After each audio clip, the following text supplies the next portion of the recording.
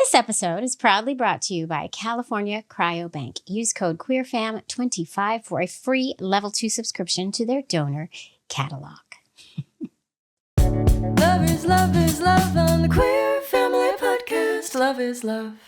I think like what is hurt in groups can be healed in groups, and your first group is your family. And so group therapy is a really unique way of being able to, especially in a communal type of trauma, like which religion tends to be, group therapy is a really cool way to heal it in a safer, gentler way that utilizes the same like communal aspect in the healing. Because one of the biggest things people say when trying to untangle religion or possibly leave religion or whatever they want to do about it is like, well, that's my whole community. Everyone I know is at that church. Like, what? I won't have anybody kind of thing. So right. I really like helping people, find chosen family and find community and what that looks like no matter what they believe. And I'm not anti-religion. A lot of people think that if I'm a religious trauma specialist, I must hate religion. And I don't. Like, I just hate trauma. Welcome, y'all, to the Queer Family Podcast, the show all about family, but with gay. I'm Jaimie. I'm your gay host. And this is the show that celebrates, highlights, uplifts, and normalizes LGBTQIA families and all of our fabulous identities. And this episode I have coming up for you, this interview, is a really wonderful one. I got to talk with SC Nealy. SC Nealy came from a cult upbringing, basically, to living as chosen family one block apart. SC shows us how queerness, co-parenting, and healing can all coexist, even through a medical crisis and messy beginnings. It's actually a really wonderful conversation. So that's going to be coming up shortly. But before I do that, I have a special friend who wants to come in and share something with us. My good friend Tiq Milan, who's been in many episodes, but Tiq is back to share some really cool stuff with us. And I'm going to bring Tiq in first to share what's going on in Tiq's life, and then SC. Okay, here we go. Here comes Tiq. Hi, Tiq. Hi, Jaimie. Tiq Milan, everybody. Tiq, my good pal, Tiq is back. You've been on this show multiple times. I have. I love this show. I love you. I love you too. I love you, and I'm so happy to have you back. I'm so happy to catch up with you. Well, since we last spoke, I moved to Los Angeles. Oh my God, you're in my home state. Oh, you're from California. That's right. I am. With Northern? Northern. And we are very separate. Very separate. Yeah. Yes. Northern California is beautiful too. But so I moved out here in February. So it's been quite a few months, and just trying to find my footing. And I've had such a strong impact in New York City and on the East Coast. I really want to be able to have that same impact out here. But that's not why I moved. I moved for a bunch of reasons. But while I'm here, I want to make sure that I have that impact and just trying to build some community out here on the West Coast, on the left coast, and see, what it's like to be queer out here, under the sun, so it's been under the sun. It's a rainy day here in New York. So here too, it's like flooding. It's awful. I think it's it's pretty bad. Wow, we're living through some crazy times. For the listeners at home who might be newer to the show, but if you don't know who Tiq is, you need to go back because Tiq's been in like 3 or 4 episodes.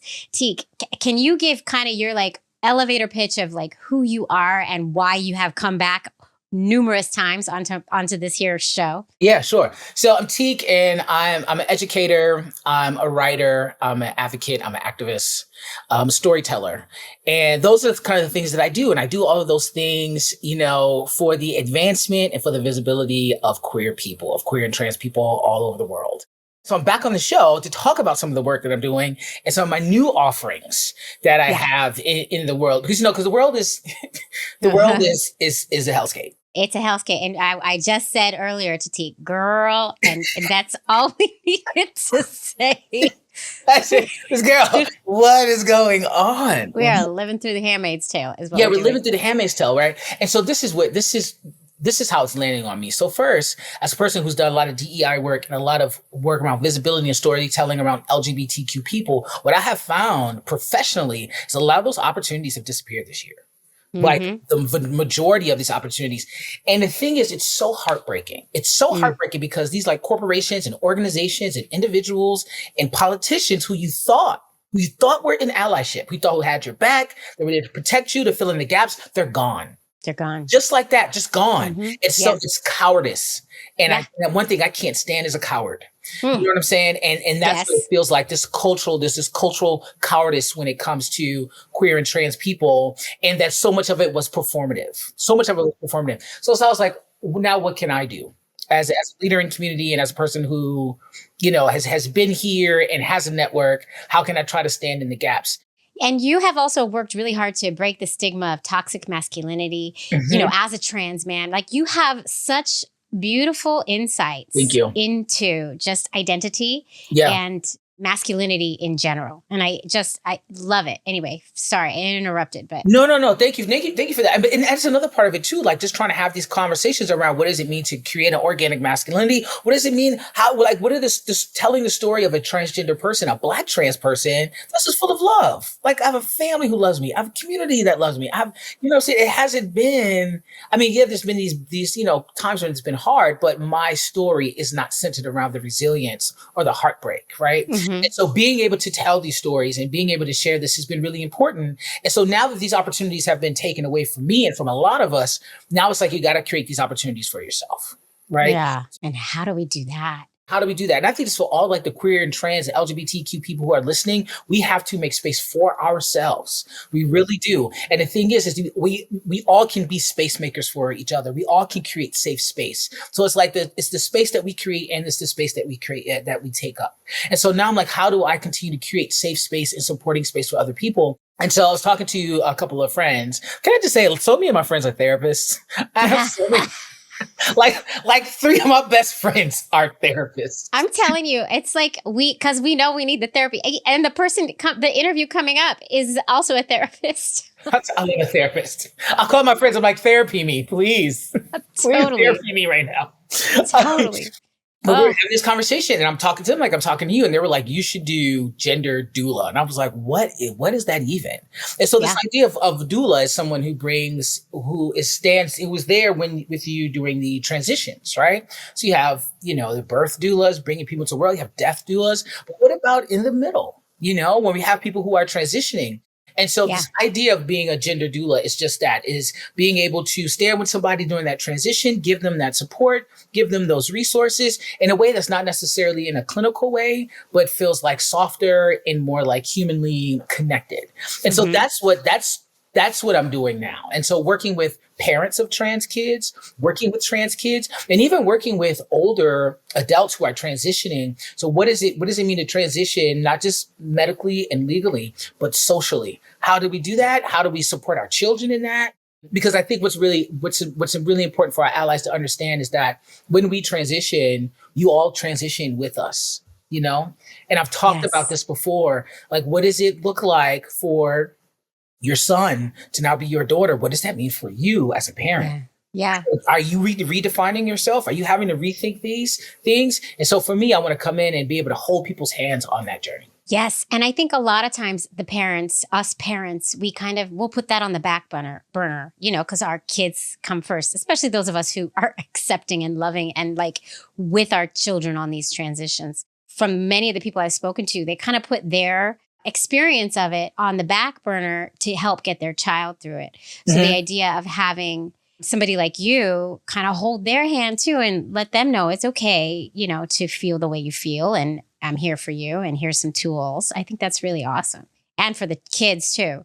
Yeah, for sure, because there's going to be some pain points there in the transition. And, and it's a good point you made, because we have parents who are very accepting of their children, but then what's happening, sometimes they can overdo it, right? So I was working with these moms, and they're like, oh, my kid's trans, it's great. And they were just going over the top. Like they're buying the kids dresses and they're doing this. And it's like, that's fine. But that's not what the child wanted. So there's a place where you have to let your child lead. You can be really enthusiastic about having a queer kid because you're a queer parent, or having a trans kid because you're a trans parent. But at the same time, it's letting your kid is going to tell you who they are. And then our job is to tell them how to be in this world. So just like, relax, let this kid go through the non-binary phase of it. Let this kid explore who they are without trying to take it over because you are so accepting and because you are so loving. So like, it comes from a good place, but sometimes what I've experienced is sometimes there's some parents that can get a little too involved. I mean, that would be me 100%. Like my kids are so far, nobody has come out as anything, right? They're still young, but like, yeah, that would totally be me. Like if my kid were to come and say, Ma, I'm gay, I'd be like, yes, queen, let's go. Like I would be too much. I would be over the top.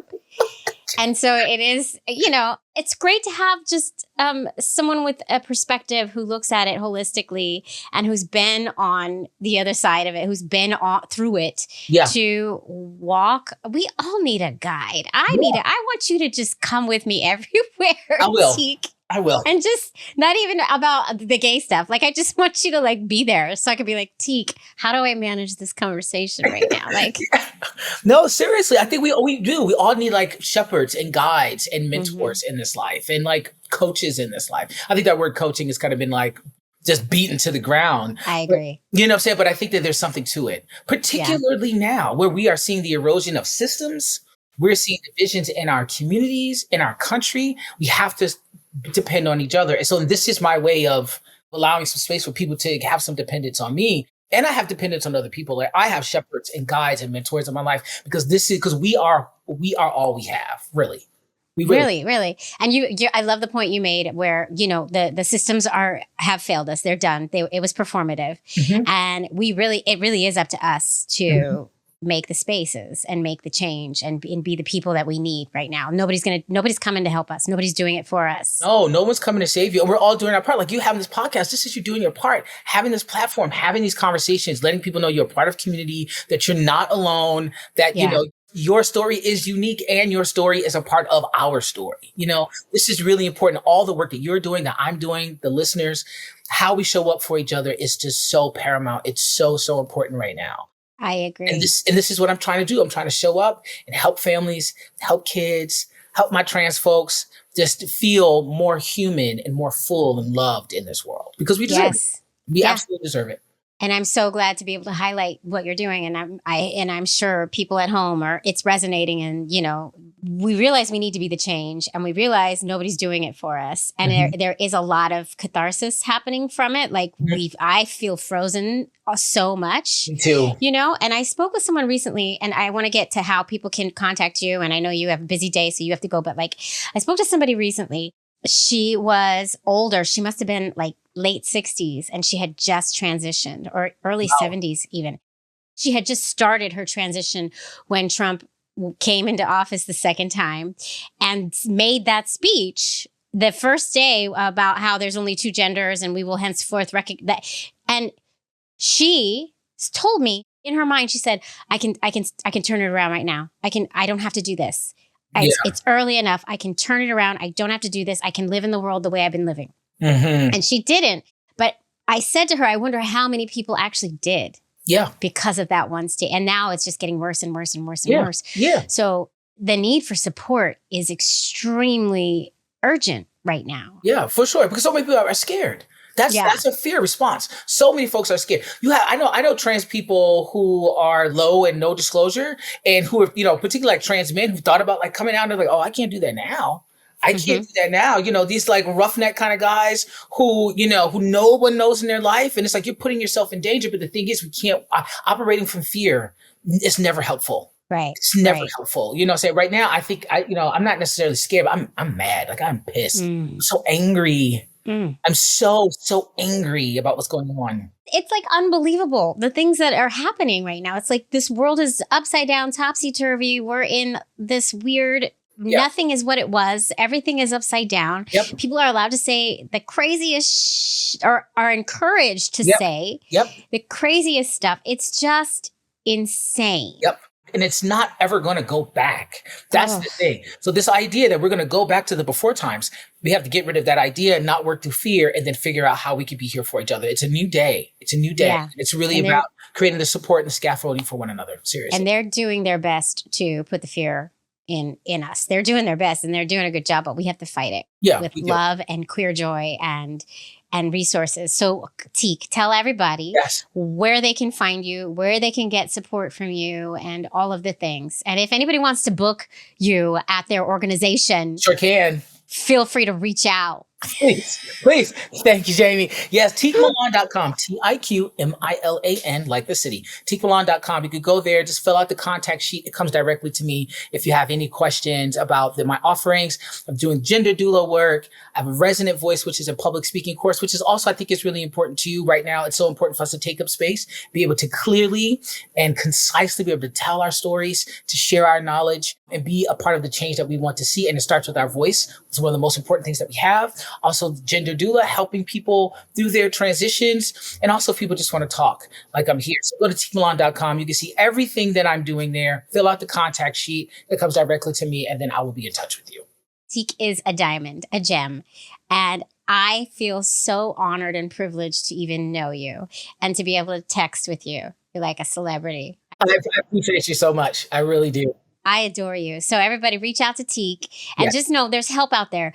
We're building community. We are here for each other. Yeah. So I love it. I love it. I love it. Reach out to Tiq, and everybody enjoy the episode with SC Nealy. It's a good one. It's going to give you the feels like they always do. I'm going to ask Helen and Beulah, my fake assistants, because I still don't have any. Helen and Beulah, that's right. I forgot about that. Helen and Beulah are going to have to roll this tape for us. Would you like to ask Helen and Beulah to roll the tape? Tiq, can you do me the honors? Helen and Beulah, go ahead and roll that tape.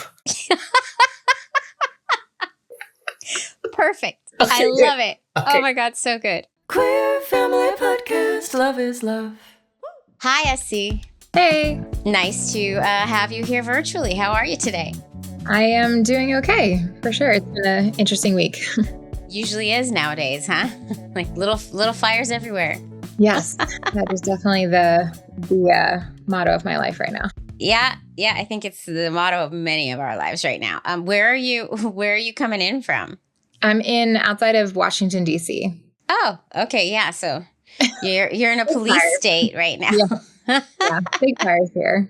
So. Big fires, lots of fires. Okay, well, let's just get right into it. Who you are and why you're here. So we're going to do your 30-second elevator pitch. Here we go. On your mark, get set, go.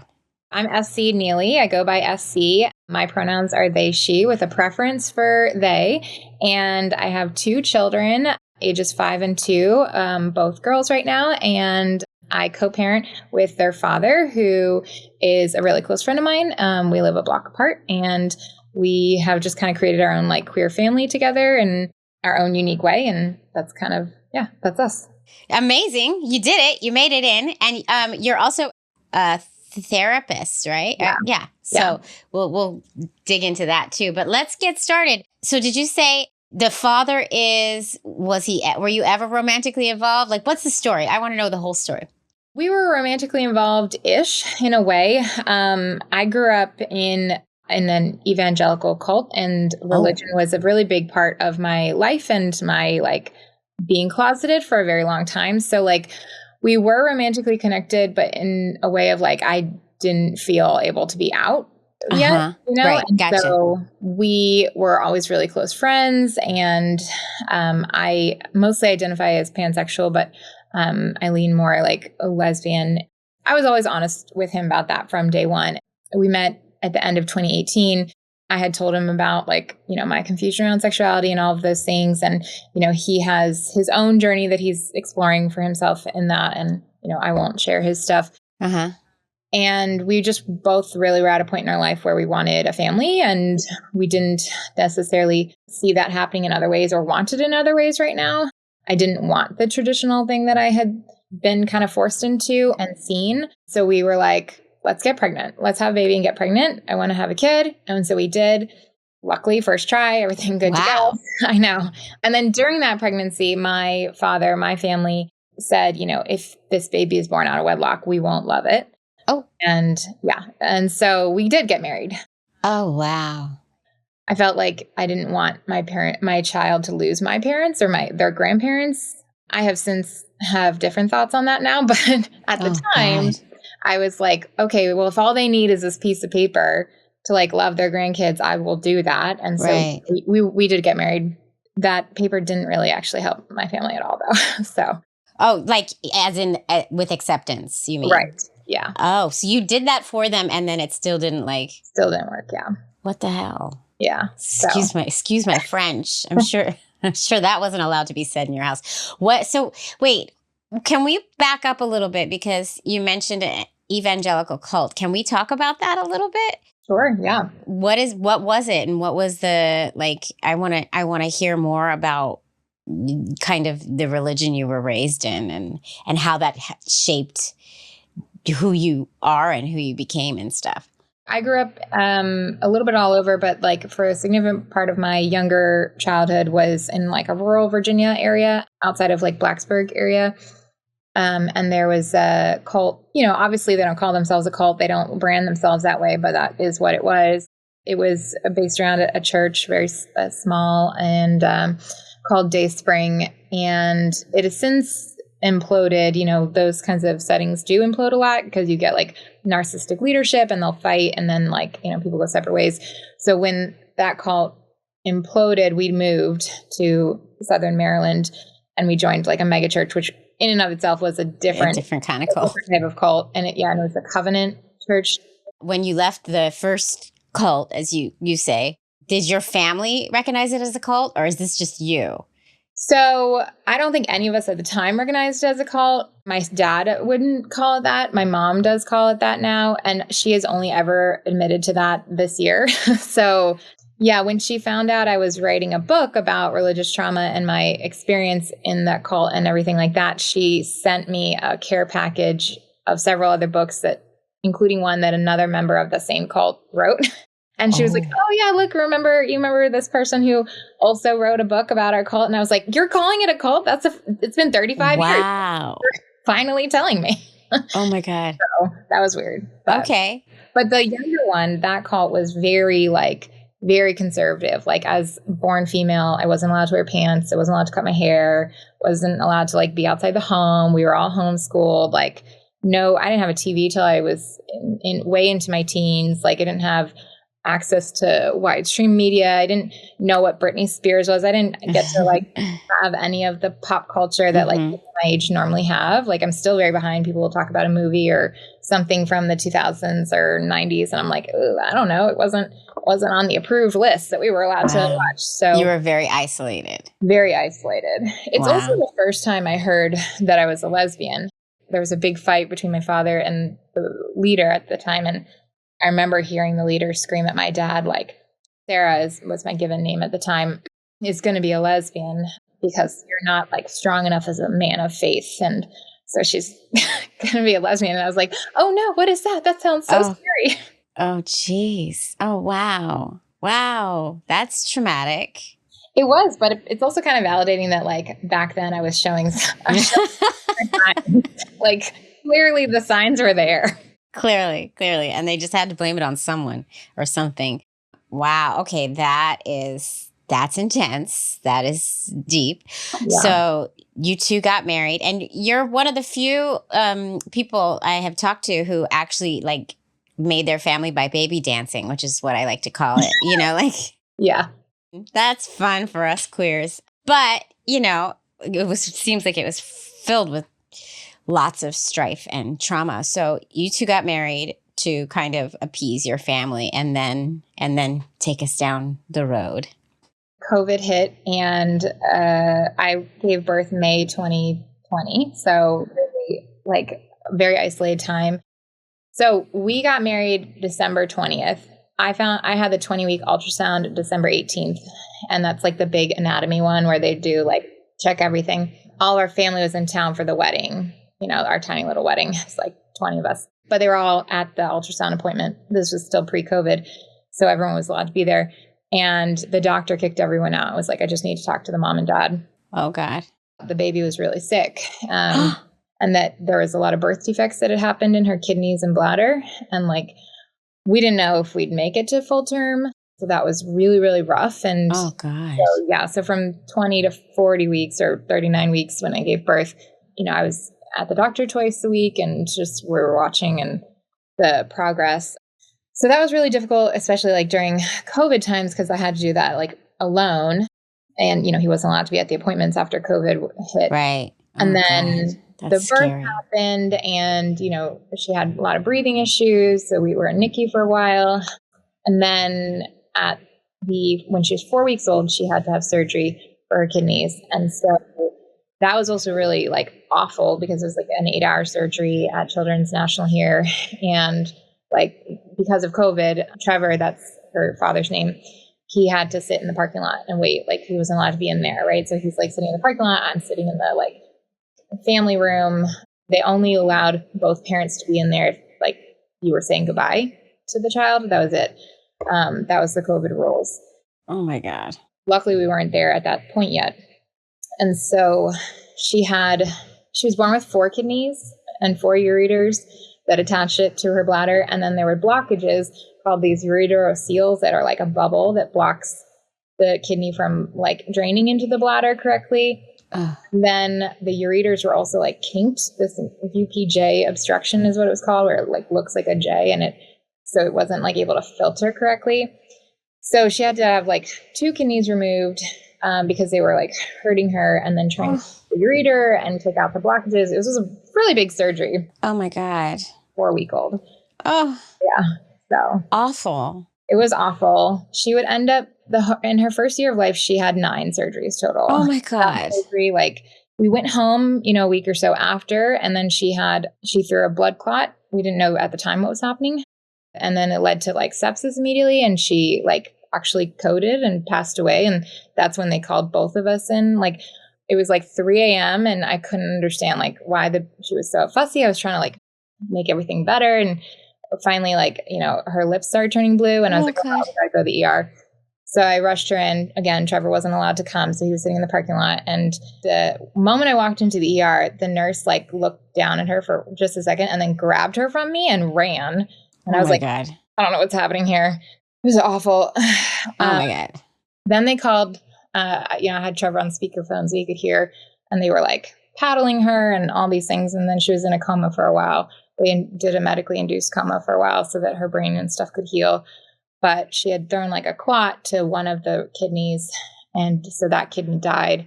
And so currently she only has half a kidney left. Basically, throughout that year, we just kept trying to save the kidneys and things like that and bring them back, and we just couldn't do it. She had like a nephrostomy bag outside of her body for a long time that would like go in her side, and the kidney would drain into it instead of her bladder. But it was a really intense year. I was not expecting any of this. You just really like, oh my God, you poor thing. All of you. I'm so sorry. Yeah. My son was hospitalized as a baby 2 times, and that was a nightmare. And that was nothing. Like, yeah. Oh my God, take some breaths. Like, yeah, whew. It was pretty rough. Like, I think we just kind of like powered through it. Yeah. And I think it's also where we really like tested the dynamics of like what Trevor and my relationship was, because we were ships in the night for a year, basically. Like, we couldn't be in the same room because I was also breastfeeding. So I was there more often. Yeah. And he was only able to come in like occasionally and, in between while I was out sitting in the car waiting, like, because we couldn't both be there at the same time with all the COVID rules, which is wild. It's also when I said, like, as I said, my family, all the things we did to try to appease them, like, none of them really showed up or helped with that. And actually, like, we had a GoFundMe at one point, and like that my sister was running for us, and she like did some super shady stuff about it. And so like that relationship with my family like never proceeded forward after. I don't know, when you get like push comes to shove and you're like, oh, life is really hard, and like then the people who tell you that they're always going to be there for you don't, and actively hurt you instead. I mostly have like disconnected from them since then. And then when I outwardly came out as like, no, I'm going to be dating women, I'm going to be out, my family disconnected from me, but they are praying for me. So they're praying for your soul. Yeah. But thanks. The phrase that my dad likes the most is that, he loves the sinner. He just hates the sin. Oh, right. I've been told that before as well. And I didn't even come from religion, but people love to comment on my posts, that kind of a sentiment all the time. So fun. Drives me crazy. Oh, God. Whoa, I feel like we all just need a communal breath right now. Sorry. That was a lot. We'll be right back. Queer Family Podcast. if you listen to this here show, chances are you might need a little help in the baby making department because you got a little too much of one thing and not enough of the other, if you know what I'm saying. But I have a promo code for you to help you so you don't have to break the bank completely to make that family of yours. California Cryobank is a wonderful sperm bank, been around for over 45 years, and does their part to help the LGBTQ community build our beautiful families. You're going to use code QueerFam25, which is going to get you a free level 2 subscription to their donor catalog. So you can go start looking at donors right now. It will also give you a discount on a level 3 subscription, which gives you even more information about the donors. And the more information we can have, the better. They have a very wide and diverse selection of donors, and I use them, and many people I know use California Cryo to build their families, and I am so happy that they are sponsoring this here episode and that they are giving us this wonderful, wonderful gift of helping to create more families. Just go to cryobank.com, use code QueerFam25, and you're going to get that free level 2 subscription. Do it now, make those babies, and then come tell me about them. Okay. Love is love. You made it through that deep trauma. She's stable. She's okay. She has half of a kidney, but is 5 years old and okay. Yeah. Okay. She's definitely she's had a few more surgeries since then. She has, done really well, and she's stable. Like at some point, potentially in her life, she'll need a transplant, but theoretically, if we could push that off 30, 40 years, fantastic, great. So right now we're just maintaining and focusing on that. She just started kindergarten 2 weeks ago. Congrats. How's she doing? It's an emotional adjustment for her, for sure. She has a lot of anxiety from her medical trauma that I think is just a part of her now. And so she loves it, but her anxiety shows up very physically for her. So we've just been really working with her on that. Sending all the good vibes your family's way. But sometime during the last 5 years, you've had another child too, right? Her younger sister is 2.5 now. So when the oldest was 2.5, we had the second. And that was intentional, or was that? Yeah. I really wanted them to have each other. I didn't want Nora to be alone. And I really wanted, both of us, we really wanted siblings. We don't want more than that. It was just that. But the plan had always been to have 2. Okay, amazing. Congrats. And when did your new modern chosen kind of family come about? How did it come about? And when did you decide I'm going to date women and all the things? I mean, I think it was a gradual change, right? That whole first year of, quote unquote marriage, we were so isolated from each other that it really became very clear that we weren't romantically in the same boat, or that we were in different places. And I think we kept trying to pretend that facade for a little bit after that. And honestly, more of that was on my part of I really didn't want to disappoint my family. Honestly, that was a big motivator for me of I just can't do this to my family's going to think I'm terrible. They're going to think I'm the worst, right? It was a lot of stuff I had to unpack on my own around that, particularly around the religious aspect of things, of what would that look like, of also what does it mean if my kids have divorced parents, hurt my kids kind of thing. Yeah. So there was just a lot of shame feelings and force it to work for the sake of outsiders. And as a therapist and in training at the time, or just finishing up my residency, I think right around then, I took my last final 2 days before I gave birth to my oldest. So then I completed my residency during those first 2 years while she was a baby, which was very hard to balance. But thankfully telehealth came about with COVID and stuff and allowed me to do a lot from home. Oh, that's good. So that was really nice. And I was beginning to work a lot more with queer folks and really starting to explore more of that for myself. So we opened up our marriage. How did that go? What was that like? I mean, fun. Good. Okay, that's great. And it was mutual. It was mutual. We both had different things that we wanted and needed. And, so I'll only speak for my part of things, but I wanted to date women and be with women. And I wanted to explore that side of myself more. I had dated women in a closeted way before ever meeting him. But it was the type of thing where I was like, well, best friends just do this. Like, we're just, yeah.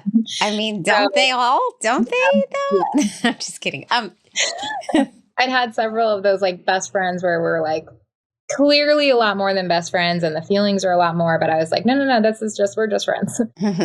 Who like to kiss sometimes. Exactly. So it was really like exciting to be able to just kind of go out and explore that for myself. And the goal had been to always just kind of leave it open. And I just think, I guess I wouldn't even call it negative side of opening the relationship is it just made us realize we both didn't want this relationship in this way. Right.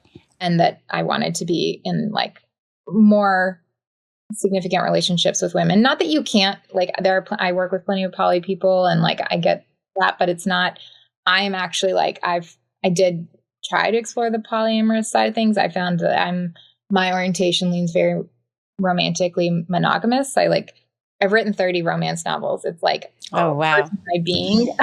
Monogamy is like core to my being. Yeah. So it wasn't something that was like making me happy. It was fun and I enjoyed it, but like I really wanted to have a monogamous relationship. Yeah. I'm similar in that. I've just leaned towards monogamy. I'm just like, I call myself a serial monogamist. It's just what I do. I made a solid effort though Yeah, good. Hey, good on you. Good on you. Yeah. Okay, so you decided I'm going to explore this, and where are we at? Like, what happened? So then, like, as it was becoming more and more apparent to both of us that this dynamic wasn't going to work, I was really thinking about the kids at that point, and I didn't want, like, statistically, you know, as a therapist, I'm always thinking with my therapist brain, even when I shouldn't be, and I'm like, okay, kids do a lot better with change, like, before grade school starts. Like, if we can establish this change, like, when they're really young, it'll do a lot better than them having like a rupture later on, which, you know, isn't necessarily true for all families, but that's what I was like really worried about. And so I was like, you know, we need to do this sooner rather than later instead of trying to force this for longer and then make the kids go through this in elementary school or middle school or whatever. And so my oldest was 3 when we like separated officially, but like it looks very much the same. Like we were living together in a large apartment. And then we moved into 2 separate, like a house and an apartment 1 block away. We're like 1 block away from each other. And he's at my place every day. Like he, you know, has a key. Like he's currently staying with me because both of us broke our leg. Oh, God. That's a wild coincidence. I broke my ankle like and had surgery on it a month ago. So I can't walk yet. And then he broke his leg this week. So he's staying with you so you can help each other out? Yeah. Oh, geez. So I know that's really hard chasing. The kids have just realized we can't chase them. Like if I tell her to go time out, she realized I can't put her in it anymore. And I was like, oh no. Oh dear. Yeah, you're going to have to figure out a workaround there because you give them an inch. Get ready. We'll see how that goes. It's very interesting. But so we see each other every day and our lives are really like intermingled in those ways and co-parent half or whatever. Mm-hmm. It's like a little more give or take depending on what either of us got going on work-wise and stuff like that. But the kids, I only recently realized that my oldest doesn't actually even remember us together. I mean, she's 5 now, so it's been 2 years, which I guess is a pretty significant amount of time if you're only 5. Yeah. And I had kind of forgotten that she didn't remember us like together, but she had never seen us like physically affectionate beforehand because we just, you know, I like women. So now, you know, I've just realized this because I have a partner now, and this is the first time that my oldest has seen physical affection and like in a romantic sense. And it's been very new for her of like, what does that mean? Like, why are you kissing them? And like, well, do you still love me? Like, and like all of those questions that they ask to bring in like a new partner for the first time. So that has been an interesting like thing to navigate, like introducing that person to them. Do you find it harder to just like, you know, everybody gets hung up on the queer part of it, the queer part of like you're bringing, I don't know how they identify, but you say you like women. So you're bringing somebody who's queer into the family. which one is harder? Like just bringing someone in and you being affectionate with anyone, or, because people get hung up on this whole. The queer part. Yeah. Yes. I definitely think the queer part has nothing to do with it, frankly. Like the kids they don't care. Yeah, they don't care at all. Exactly. So when I met my partner, they identified as female and have since started transitioning to male. That has also been a conversation with the kids as they're, but they also are like totally fine with that. Like they're just more like curious of like, what does that mean? And that's about it.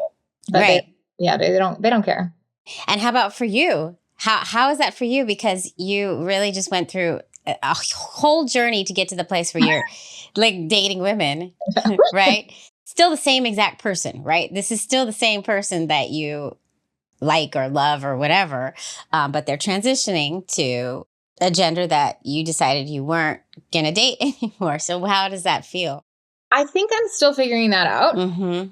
And I'm transparent with them about that as well. Like we talk about that a lot. I'm obviously like the biggest supporter of that, like them being who they want to be, and super supportive of that. And I don't have any current issues with it. Like I have some fear, obviously, of like, okay, well, 2 years down the line into this, what will things be like? And what will top surgery be like? And will I be okay with it afterwards and stuff like that? I don't know all the answers to that. I think I'm in a lucky spot that ironically, like one of the things I specialize in as a couples therapist is when somebody transitions in a marriage, like genders from when they first met. So I've also worked with, at this point, like dozens and dozens of couples in which that has happened, either one way or the other. And so I don't feel like as jarred by it, but it's still like different to experience it, myself.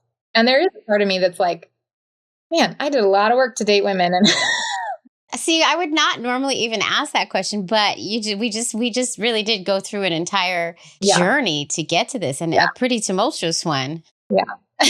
Yeah.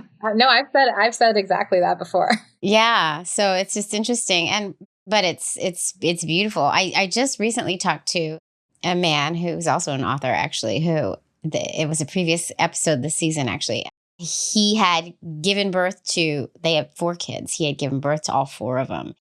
And then when they were a little bit older, he transitioned, but he always knew he was trans, but he wanted to give birth. He wanted to do the thing. But anyway, when the kids' perspectives were so interesting because their questions were like, will we still have butter? Like their whole world was just rocked by like, wait, so you're not going to be my mom anymore. So does that mean we still eat cookies? You know what I mean? Like, yeah, because everything changes and yet nothing changes. Yeah. Yeah. So I don't know, getting a child's perspective of it really like distilled it down to just at its core, what it is, how simple it is, and also how complicated we make it. Right. And the answers that he had for his kids were like, I'm still me. No, I'm still going to take you to school. No, I'm still the one who's going to bake the cookies. Yeah. Nothing's changing. You're just not going to call me mom anymore. There's certain things, physicalities are going to change, but it's me. I'm still inside and I'm still going to do all the things I did before. I think the first question my oldest had when I talked to her about it was like, well, I can still be a girl, right? And I was like, right. Yeah, of course. Like, right. Yeah. Yeah. That was literally it. And then she's like, okay. Cool. As long as it doesn't affect, it's funny. Kids just get it and they figure it out and they help us see so many truths that we just tend to complicate things, and it doesn't have to be as complicated.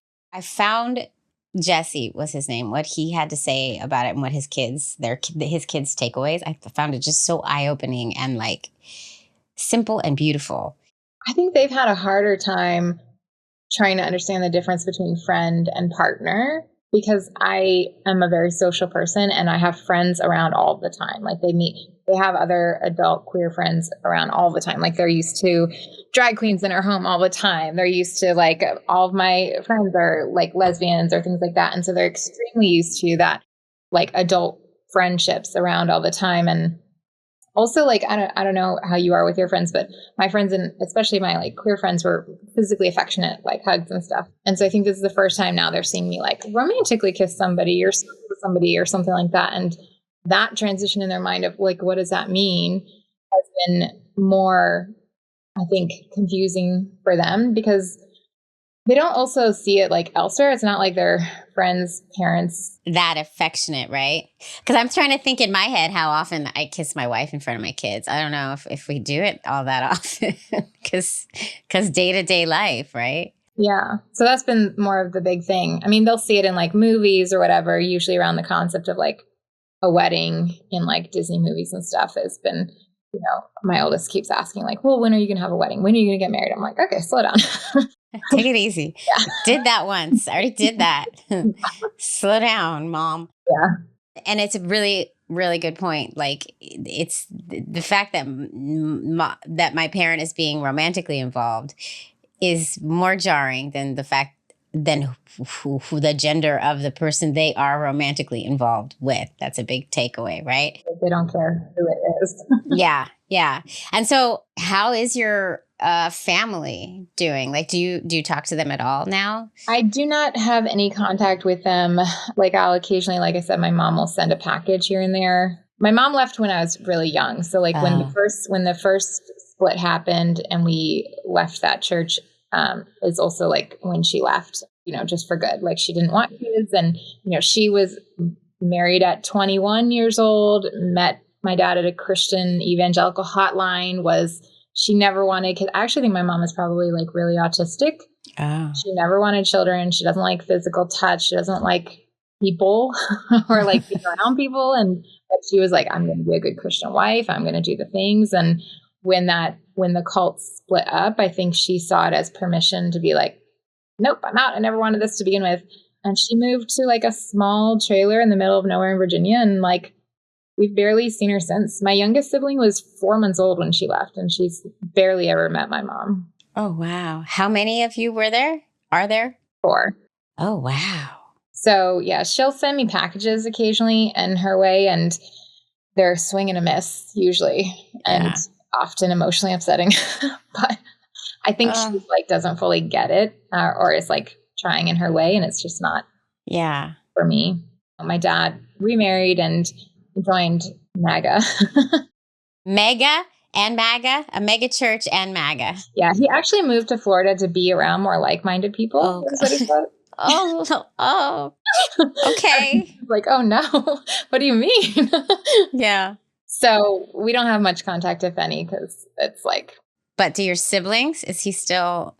My siblings and I, we don't have any contact either. And some of them are in contact with each other and some are estranged from each other. Frankly, like we all just went through some really horrible things, and a lot of them chose not to pursue therapy or things like that and are continuing to struggle. And then others have just disconnected and don't want anything to do with the family. And I don't blame them. And like the last version of me that they know is like 12, 13-year-old version of me who is a really angry, rebellious child that didn't want to be where I was and was really miserable. And that's the only image that they have of me and is how they continue to view me today. And so I've tried to repair those relationships of like, hey, like, can you forgive my 12-year-old self? But they've chosen not to do that. So I have kind of like left those behind. But, you know, if they were to ever reach out and truly like authentically want a real relationship with who I am today at 35, I'd happily speak with them. Well, and now you have your chosen family and you have your kids and your co-parent, and, you know, a lot of times that's better than the original anyway. So, I mean, I think so for sure. Like we're, you know, I mean, Trevor, like he's more involved he's like the dad that they see at the school. Like, right. The teachers don't even see some of the other dads. Oh, no, of course not. He's a room parent with me. And somebody said when we were signed up to your room parents, they were like, it's going to be both of you? Like, he's going to do it with you? I was like, yeah, why wouldn't he? And they're like, oh, just the dads don't normally do it. I'm like, they don't. You're right.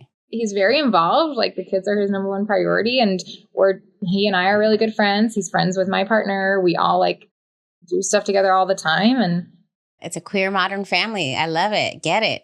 And I want to change what I said about the dads being the room parents. The gay dads do it. Yeah. The queer dads do. Yes, they do. That's what I'm saying. He's more involved. Like as a queer dad, he's more involved. Right. There you go. We're better. Just saying. Yeah. Okay, so you said you wrote a book. So this book, and you have a bunch of romance novels. Let's dig in. Let's hear. Are they queer? Some of them are. I started writing and publishing in 2013. Just a couple days ago was my 12-year anniversary of my first publishing, my first book. And so I was writing cishet romance back then because that's the only thing I knew existed. There was another option. And so you can kind of see over the course of the 12 years that it gets like queer. Oh, fun. And then the most recent like few ones are all like lesbian romance. Ooh. So yeah, that's fun. I need to read one of those. My favorite is actually about a queer family. It's called Baby Bank. And it's a 35-year-old woman who wants to get pregnant on her own and have a family by herself and goes through the process to find a sperm donor and all that, and then falls in love with the sperm donor's sister. Oh, that's fun. That's a fun little twist. I wonder if I can find somebody who that actually happened to and interview them. That would be amazing. Probably. Anybody out there? Anybody? Okay, cool. And tell us about your newest book. So this will be my first nonfiction book.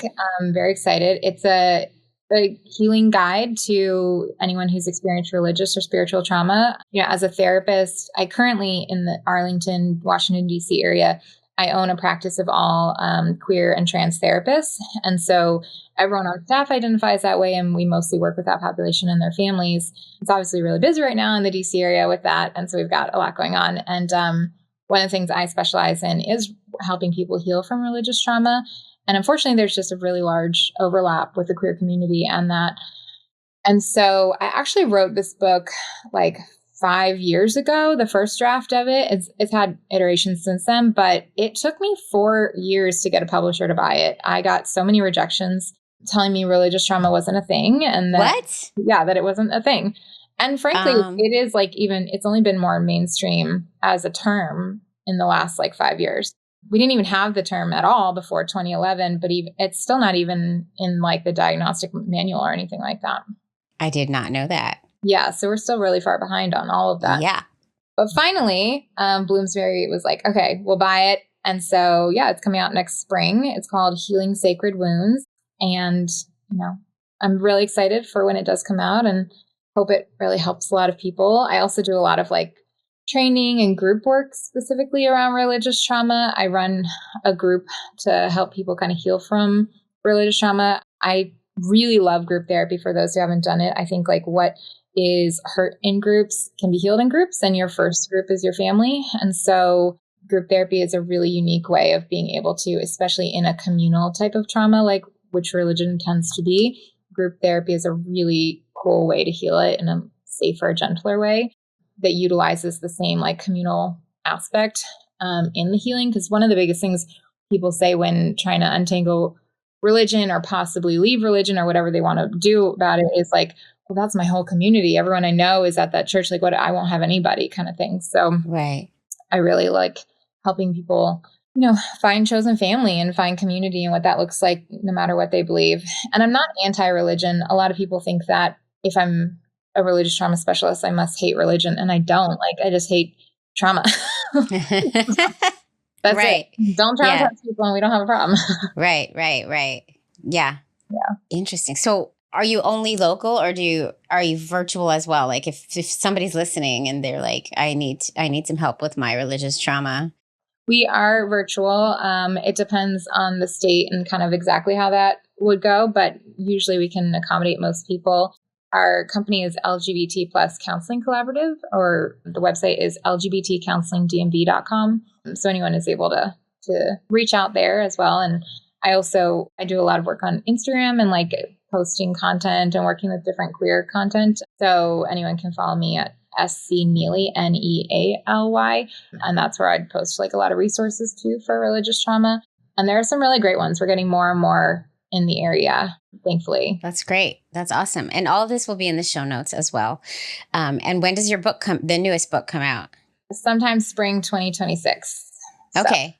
All right. So it's on the horizon. Yes. So be on the lookout. Yeah. Be on the lookout. Well, this has been great, and I wish you all the best with the partner that you're currently dating. Thank you. And with the family and with the kiddos and all the things. You're busy. You're a busy person. Yeah, I prefer that. Yeah, me too. Me too. Well, thank you so much, SC. This has been really great. Thanks for having me. Queer Family Podcast. A special thank you once again to California Cryobank for being a sponsor of this episode. Use code QueerFam25 for a free level 2 subscription to their donor catalog. And tune in next week for another amazing episode of Queer Family Goodness. Love is love. Whew. Well, folks, I hope you enjoyed that episode as much as I enjoyed it. And if you did enjoy it, feel free to listen to another or watch another. I have so many episodes for your listening or viewing pleasure. Just go pick one and enjoy. There's a lot. There really is. And also, if you really do like this show, please, I know I say it all the time, but please do consider supporting the show on Patreon. You're just going to go to patreon.com/The Queer Family Podcast. You're going to pick a tier, you're going to join, and you're going to get that bonus content. And you're also going to get my love and adoration for the rest of my life. I love you all. Thanks for tuning in. Keep on tuning in, and I'll see you next time. Mwah.